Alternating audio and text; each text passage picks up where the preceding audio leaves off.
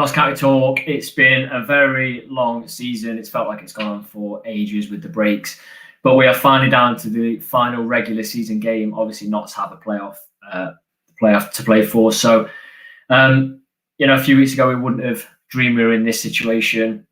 It was all doom and gloom, and since then, as a club, as a fan base, it's turned around completely. As you can see tonight, George is not with us, so it's just going to be me on my own as one of the hosts. Two guests this evening, so I'll bring the first one in. Been on the channel a few times. Mitch, thanks for joining us again. Are you all right? Yeah, very well, thank you. And secondly, we've got a debuted channel. Join us as well. We have Ian. Ian, how you doing?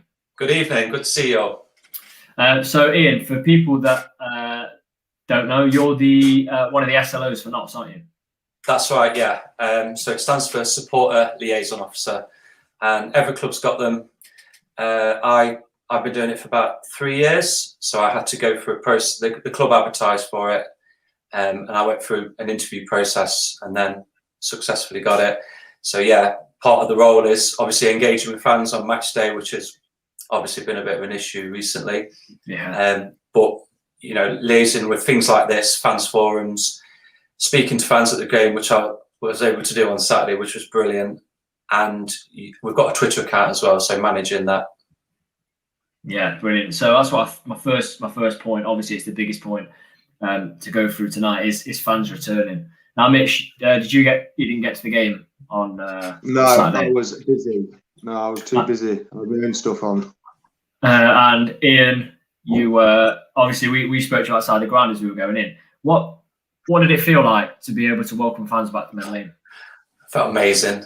It's been so long. I was at the last game. It was at Eastleigh last year, and 14 months or so has gone since then. And I've been watching the streams, but there's nothing better than being actually in the ground and speaking to fans and the atmosphere, the buzz, the pre-match build-up, seeing faces I've not seen for a long time, and being able to just chat about football with them. It was brilliant. The atmosphere was incredible. When the players ran out, the noise, the crowd, it was just, I thought the roof was going to lift off at one point. So yeah, it was just such a massive buzz. Yeah, it was incredible to be there. I think the next point I was going to go on to was the performance. For me, it was the perfect performance. Mitch, did you see the game? You weren't able to watch the game, but you've seen the highlights. No, I've seen highlights. I've seen reactions and stuff, and from what I can gather, we took control again quite early on. And from what I think their manager said, gave us a lot of praise to me. So that's always when you see them kind of things, you know that you've dominated, and a 3-0 win is always looked at in good stead. So yeah, I can't comment on too much on the game because I didn't see it. So, but it sounded good. Is it how you expected? Did you expect it to be, when fans come back in, it's something the players have never experienced, a prolonged, I don't know how long, over a year without fans. Did you think it'd be nervy, or did you fully expect Knots in the form they're in to go out and do the job? Nah, I didn't think they'd be nervy.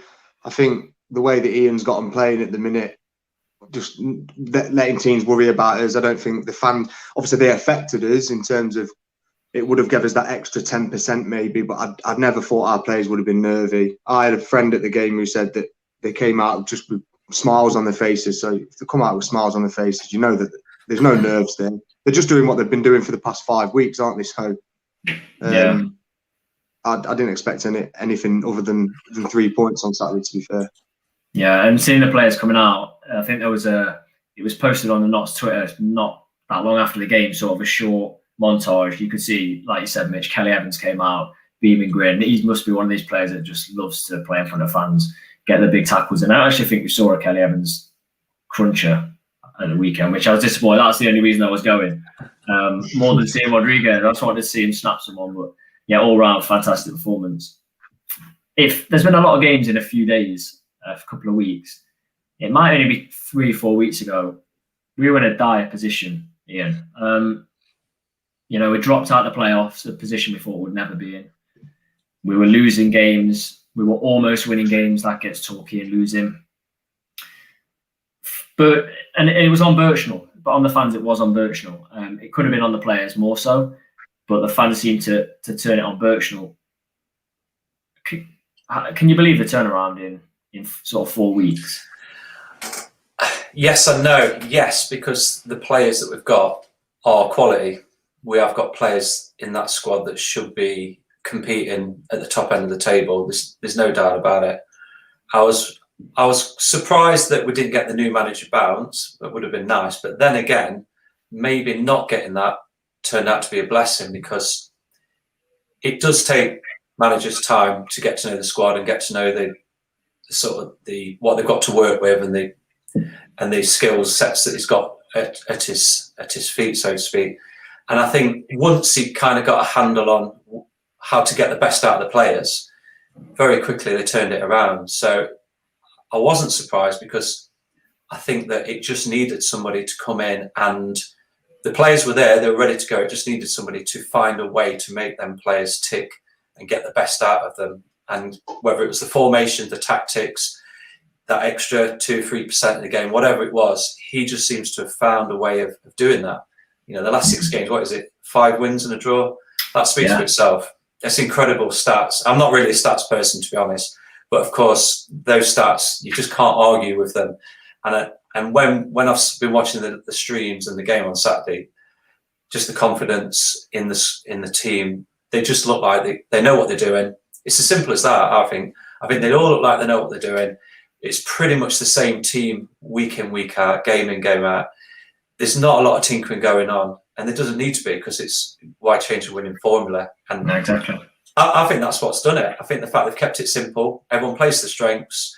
It doesn't matter who we're playing against, we pretty much play the same team and there's a similar formation, and it just seems to be working. So it's obviously doing the trick. Yeah, I was driving home tonight, back from work, and I gave my dad a call, and I was saying to him, if you had to vote now on sort of a game-changing moment, you had to pin it on that not game-changing, season-defining moment, what would you pick? And I listed off a few, and I said, would it be Birchnell coming in? Would it be, the win against Sutton down to 10 men and we get it?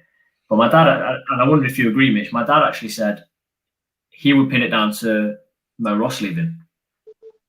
He thinks that's the defining moment of the season. I think it's easy. I might be wrong, so correct me if I'm wrong, but Mo Ross leaving, was that not a couple of days before the Sutton win? It was, yeah. I think, I get where he's coming from, but is it not easy to say that's the defining moment because it comes so close to the Sutton? We could have won against Sutton regardless of whether Mo was there. We could have. You don't know, do you? Because he was never there. But I liked Mo in his interviews and stuff. He came across as a real good motivator. He seemed to work well with Ian. They knew each other. Do you know what I mean? So it looks that way, doesn't it? Because he goes and then we finally get the win that we've deserved 3 games, 4 games, whatever it was prior, but we've not managed to get over the line. But I would just say it is just that Sutton win, knowing that you can win a game when you are down to the 10, rather than at Torquay when you're up a man and you end up bottling it. Not, I don't want to use the word bottle, but you end up losing the game or losing the points. And I personally would just put it down to the Sutton win because it breathes new life into you. You can win with 10. So and you can get the win. We've been creating 5 or 6 chances per game. So yeah. And it's against the champions elect. They were looking. It was a 2-horse race then. What confidence it gives to beat Sutton, who won the league twice. I mean, and in very different circumstances. The first game was an absolute slog at their ground. I remember it was one of the last games I watched actually with George before lockdown, and we were bouncing as soon as Knowles gets on the end of it and tees it up for Wootton, and then we've gone and ground it out again. I think it's a very good omen for what's to come in the playoffs, I think. Ian, obviously Mitch thinks it's the Sutton win. Do you think there's anything in not just Mo Ross leaving, but Doyle coming in as assistant? Do you think there's anything in that? Absolutely, yeah. I completely agree with you, Dad. Look at the form since Doyle came in as assistant manager. We all know Doyle wants to be assistant manager. There were rumours about Portsmouth might be interested. And the fact that he's gone in there and he knows the players, he knows the squad better than anybody. it must have made a difference. Those players look like they're playing because they really want to win now. They're really motivated. It's not always obviously all down to Doyle or all down to Burchell. There's probably more factors. But when you look at since he's gone in as assistant manager, the form and the performances have been incredible. They were okay before that, but they've gone up 5-10%. So yeah, I think that obviously we don't know what's going to happen between now and the end of the playoff season, but I think that is the turning point. I think that there were shoots with Burchell, like the Torquay. You know, you can play incredibly well. There are games where you play incredibly well when you won't get the win, and I feel like Torquay was that. A ball into the box, there's panic. You know, we should have really beaten them. So we could have had wins early, and I think Stallard said it that he believed Notts would go unbeaten from the Sutton game to the end of the season. I think. So obviously he's been there, hasn't he? He'd seen it, and he'd seen just how good the performances were. Now this weekend is huge, absolutely massive. There's so many ramifications with the league table. So I'm gonna try and bring that up so we can have a look at that. Just let me know if you guys can see that. So I've got the league table now. Sutton obviously have ended up winning it with a game to spare. That is tight. That is really tight. I mean, the goal difference, 22 for Notts, 21 for Wrexham. Chesterfield, 66 points. Eastleigh, 66 points. Bromley, 66 points. Halifax, 65 points. The fixtures this weekend. So Wrexham travel to Dagenham. Dagenham, obviously, not an easy team to beat at all, especially away.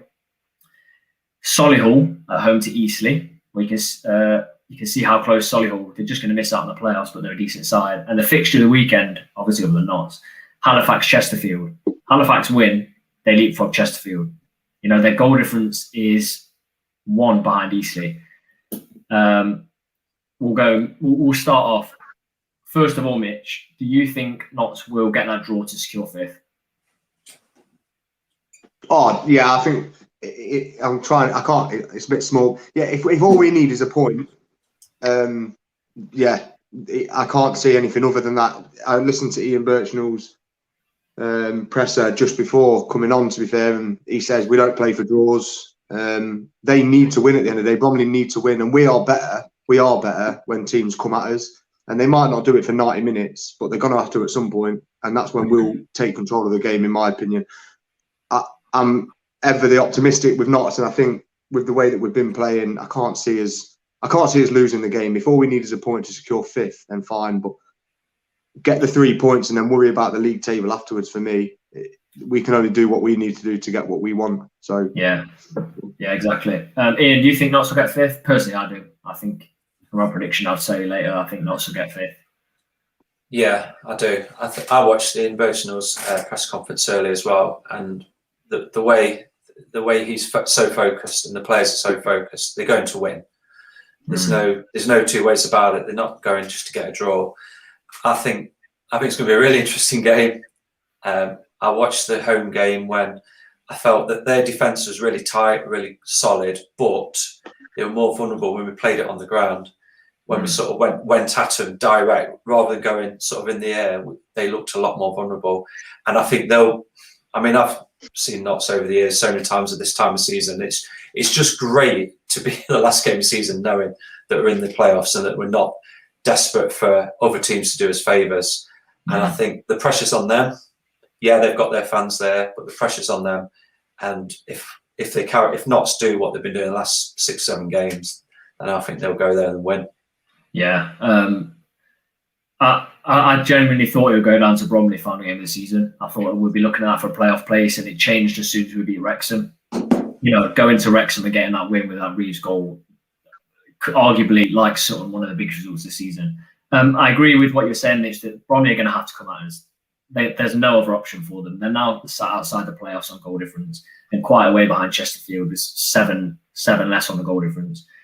If we get an early goal or any goal and they come at us, I think we'll pick them off, because they will need to come and get 2. We get 1 goal, they've got to get 2, and I think that plays into our hands at the minute because we're so free flowing. We don't look like we'll put a foot wrong on the counter attack. You know, all it takes is one stray pass and your counter attack's broken down. But at the minute, the passing, the confidence is spot on, and I think it's gonna. I think if Bromley aren't careful and they don't set up well, which they did set up very well at Medley, I think it could play into Notts' hands massively. So it's out of Wrexham, Chesterfield, Eastleigh, Bromley, and Halifax. Ian, who out of those would you fancy playing, and who would you not fancy playing? Or is it anyone? Would you have anyone? Anybody. The way we're playing at the minute, we've got nobody to fear. I think we've obviously done the double over Sutton. We've done very well against Torquay and Stockport. Hartlepool, okay, at the most recent game at their ground, they did beat us fair and square. But we're a lot better now, and I think we're giving them a much closer game and probably beat them. So I think Ian Bosanel was asked the same question today, and he said, I don't mind anybody. The way we're playing, full of confidence. Mitch, you the same? I'm the same. I look at the teams and we've done Wrexham twice. Yeah, we beat Wrexham twice. Yeah, we have. Yeah, beat Wrexham twice. Chesterfield have been a dodgy one for us. Let's be honest. In the season, Hartlepool, what we've done? We haven't beaten them. I think lost twice. Do you know what? I think I agree with Ian. You've got to if you want to get promoted anyway, you've got to beat them. And the way we've been playing, I don't like saying this. I don't see us losing over 90 minutes to anyone. I really don't. Over 90 minutes, I don't see us losing to anyone. It's just what happens after that. But I'd quite happily face any of them right now. The way that we're playing with the informed team in the league, everyone should be worrying about us. You ask every top fan through them teams, who do they not want to play? And we're probably the team right now. I agree. 100%. So that says a lot about how far we've come over the last 6 weeks. Yeah, exactly.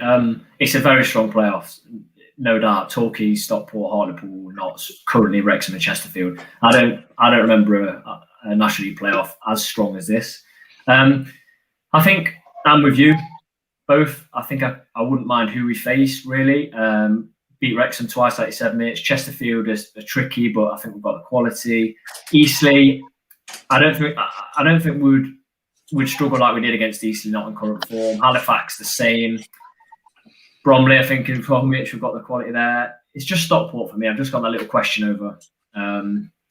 We should have lost at their place, but it was an offside goal given that wasn't offside.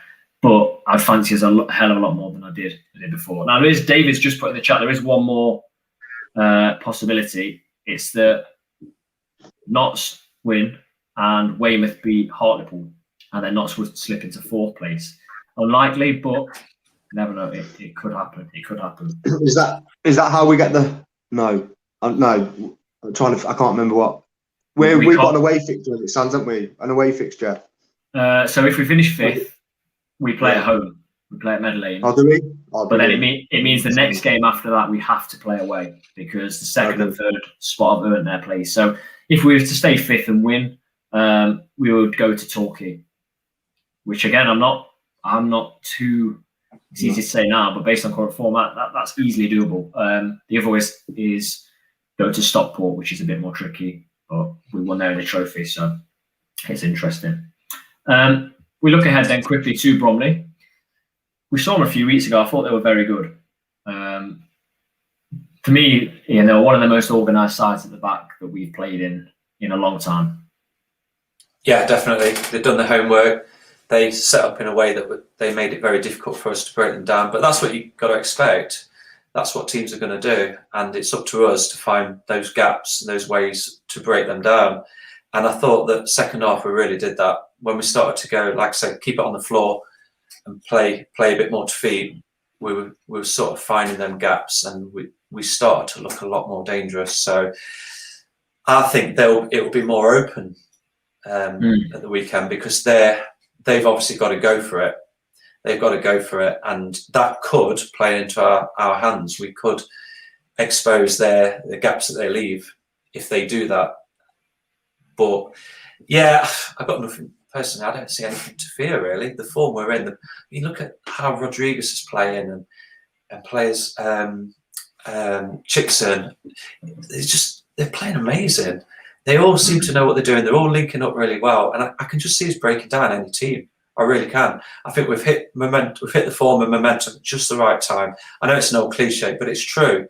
The momentum's there, and they've got no injuries apart from the two sort of long-term ones. Everyone seems to be fit and raring to go. These are all really good signs. I don't want to get carried away because I never do that with Notts. But these are all really good signs, and I think there's so many positives at the minute, and there's a real calmness about the team, and Birchenall in particular. You don't see him sort of waving his arms and shouting from the touch, and I like that. And that's in a way kind of translated into the players. Even if things aren't going the way, they're not getting frustrated like they used to. They're not losing the sort of temper like they used to and arguing on the pitch.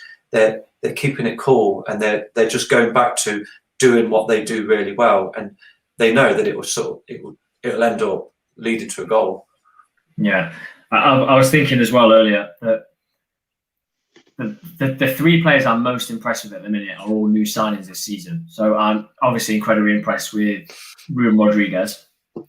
I'm very impressed with Ellis. Obviously, he's like a striker at centre back. There's also basically Maldini. Like he's unbelievable.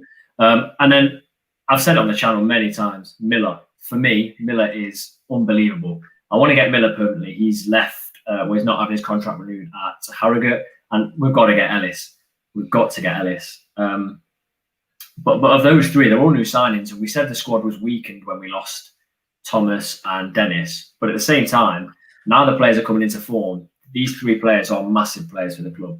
Who would you say, Mitch, is your... You can go for three if you want. Who are the main players at the minute? Obviously, we're all playing very well as a team. For me, I've given my three just then. If someone said to me, pick your supporters player right now, I think he's made a massive difference to the side. The way that he plays out is Adam Chickson. I just think the calmness he brings to a back three, I said it, I think I said it to George maybe as well. It was surprising, not surprising actually. Some people would have been surprised that Brindley came in. Do you know when Brindley came in instead of Turner the other week and he played in the back three? The reason he came in is because he's not a kick it and edit defender like Ellis, for instance. You can play with a back three, and you've got two lads that can play football. So for me, Chickson, I would say, is up there. Is top for me for what he's done. Ruben, but I'm going more off the last 3 weeks possibly. But he's hitting form at the right time. He's now showing what we knew that he could do. And I think you're right with Miller. I think we have to go and get him. I love Ellis as well, but it's hard to just pick three. It is. I think the people that affect the games the most at the minute are probably those three for me. Yeah. Up the other end of the pitch maybe, but Miller's unreal. Miller's good. I know. Obviously, you didn't quite catch the game on Saturday. He first 2 or 3 minutes, he'd already taken on their fullback 3 or 4 times. That gives the team a whole lift. He got the fans up straight away. He was bombing down that wing. Ian, who would your three be? Like Mitch said, you have to pick a supporters player as well. Who would it be? Obviously, the ones that you've already mentioned were well up there. I like Wootton though. I like Wootton. He does so much work up front. He grafts. He wins so many challenges, or he's just good at laying the ball off and set it. Look at his assists in the last 6 or so games, or the whole season. He might not. I know he had that spell where he didn't score, but he was still working hard. He was still battling away up front, and he was still helping create chances. So I know Wootton possibly would be mine, closely followed by Chickson. I think he's been unbelievable. Again, it's his calmness, it's his passing. You look at his passing when he's going forward, the balls he's playing through to Miller. Miller is on fire, absolutely. But part of the reason why is because Chickson's giving in them balls and delivery that he's feeding off. So Chickson, Wootton, and Rodriguez, because having seen him actually in the flesh on Saturday, he's just a whole different level. His skill and the passing and the movement, the vision, the goals, everything. He's just an unbelievable player at this level. It literally is. There was some talk. I don't know if it's all that rubbish on Twitter. Someone saying that Port Vale after him or someone. I wouldn't be surprised if there are people looking at him, but I feel like he loves his club already. Oh, yeah. He's under contract, right, for a couple of more years, I believe, a couple more seasons. Yeah. I mean, that shows what the club think of him, and hopefully he'll stay that long. And obviously, play for us in higher divisions. Yeah, he's bound to attract interest. How many goals has he scored in the last few games? He's got about, I don't know. Again, I'm not a great stats person, you can see, but I think he scored about 7 or 8 in the last 8 or 9 games. It's incredible, and setting up goals as well. And hit the post Saturday as well. Yeah.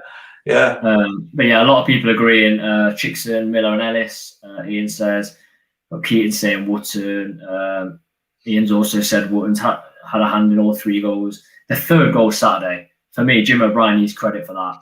The little backwards header laid off by Wootton and Enzio. You forget Enzio. We're not even mentioned him. He's a class player. Can I just throw 2 more players into the mix that I think deserve a lot of credit at the minute? And you just mentioned one of them, Jim O'Brien. I mentioned him to George the other week. He's off the ball running. That's why he's in the team most of the time. His 3rd man running is untouchable. But also for me, you forget about how good Sam Slocum is for us. We went through that sticky period, I think, where he wasn't in goal, and it's nothing against Steele. Like he's played at a decent level, but Sam Slocum just brings so much reassurance to the back line that people forget about him as well, because he sits in goal and he's a bit lonely sometimes, but he's so good. He pulled out that world-class save like at a very crucial time when Notts don't seem under pressure, but if that goes in, the whole game changes. How he claims crosses and how he deals with pressure, outstanding. He knows exactly when to punch. He knows exactly when to claim the ball. And actually, it goes back to last season. He was one of the players this season, last season as well. And you don't have 2 solid seasons without being a level above the league you're in. So yeah, Mitch, 100% Sam Slocum as well. So we'll go into the lineup then. This is mine and George's. Let us know, you two, if you would change anything. But for this game, Bromley, we're going the exact same lineup. We're not changing anything. I know there's an opportunity that people might say these have played a lot of games, but it's Saturday games now. There's no Tuesday. That's what I'd go. I think Ian was asked about this, wasn't he, in the presser today or earlier this week? He was asked about tired legs and burnout, things like that, and he said, "No, I'm not concerned at all." He's not seen that as being an issue, and it's interesting. He's pretty much. I mean, I agree with that lineup. By the way, I think that's bang on. I think if you've got a winning formula, if you're winning 5 or 6 games out of 6, why would you change it? It doesn't matter. I'm probably old school like this. It doesn't matter who you're playing against. If you've got a winning side that's on fire, why would you change it unless you've got injuries or unless there's other issues coming into it? So yeah, 100% agree on that lineup. I think you've got to look at morale as well. If any of those players were dropped, they would feel hard done by. So just keep it the same. I mean, all of them have earned their place. That's what Bertram said. He said, "I want my players to earn their place," and they've earned it. Would you go with that lineup, Mitch, or would you change anything? No, I'd probably. I'm the same, Ian. I'm pretty old school. Why change a winning team? I'd understand if we'd played Tuesday, or do you know what I mean? But I think that either way, I agree with your lineup. But I think whatever lineup he goes with tomorrow is the one that he'll use through the playoffs, unless we get an injury. So if he changes something tomorrow, don't be surprised if in the first playoff game it's the one that he uses tomorrow, unless there's an injury. But I agree completely with that. I think that's I feel sorry for Rawlinson, but I think that's our best 11 at the minute with the formation and tactics we play. Yeah, I think you just mentioned that Brindley was in because he's not like Ellis and won't just clear the ball away. And as well, Ian, what you mentioned of how good Chickson's been with Miller. We're so dynamic down on the outside of the pitch. Chickson and Miller one side, Brindley, Kelly Evans the other side. We're not even mentioning Kelly Evans in the video and how good he is. But we're so athletic. We're not getting turned. We're not getting the ball. If you remember Halifax away last minute, and it's no disrespect to Turner because it's not his game, but the ball goes through and Turner and Rawlinson both turned. I don't see that wouldn't happen with Brindley or Chickson. The pace is too much. They're smart. They're good at positioning. There was an instance in the Weymouth game where the ball was loose and Brindley's pace got into the loose ball, stopped a counter-attack.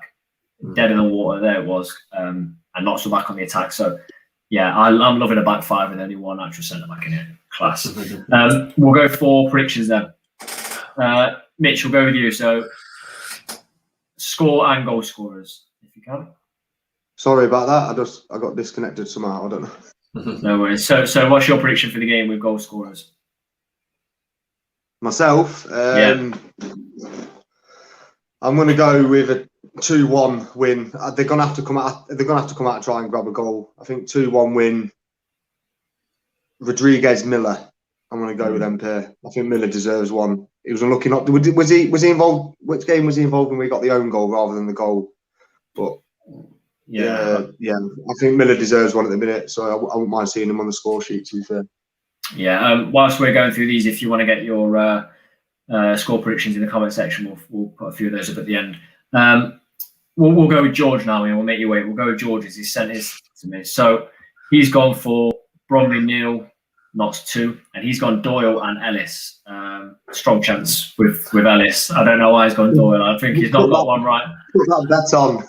He's not got one right all season, so he just stuck it on Doyle. Doyle scores, fair play. It's interesting you say that you think they'll score. They have got the top goal scorer in the league with Michael Cheek. He's got 22, I think. So deadly. He's not doesn't have big goal scoring form and then a drive. He's a consistent scorer. Ian, your prediction? Be a very tight game, nervy game, I think. I want to say 1-0. I was going to say Ellis because he hasn't scored for ages. I don't know what he's playing at. So yeah, I think an Ellis header from a corner, 1-0. 1-0. I'm going to agree with you with the scoreline, but not the goal scorer. I'm going 1-0. I was umming about will Bromley score. I think they've got a very good chance of scoring, as I just said, with the top scorer in the league. But I think Notts will frustrate them, and if they get frustrated early, I think it's sort of Notts' game to take and just see it out and comfortably ride into that playoff place. That's what you guys think. So we have a 2-1 Notts, same as Mitch. We've got a 1-1 from Ian Birchall, actually. I've got 1-1. So that was still secure fifth and secure that home fixture that we badly need and badly want. We have a 3-0 Rodriguez, Wootton and Miller. See, I could see any of these happening. If they have to come out and attack, we could easily get that. We've got a 2-0 Ruben and Wootton. If Ruben scores again, unbelievable form. And we've got a 2-1 Rodriguez and Ellis. So very positive. Let's just fingers crossed we can get that home tie. If we finish fifth, or indeed if Weymouth do pull off a miracle and be Hartlepool, then we could get that fourth spot. But either way, I think we've shown tonight there's positivity and we'll take anyone that comes, I think. Mitch, Ian, thank you very much for joining me this evening. Thanks for having me. Loved it. Yes. It's been great. Just nice to have some positive chat about Notts, and the next 3 weeks, huge for the club. So thanks to everyone that's joined, got your comments in, and as always, please don't forget to like, comment, and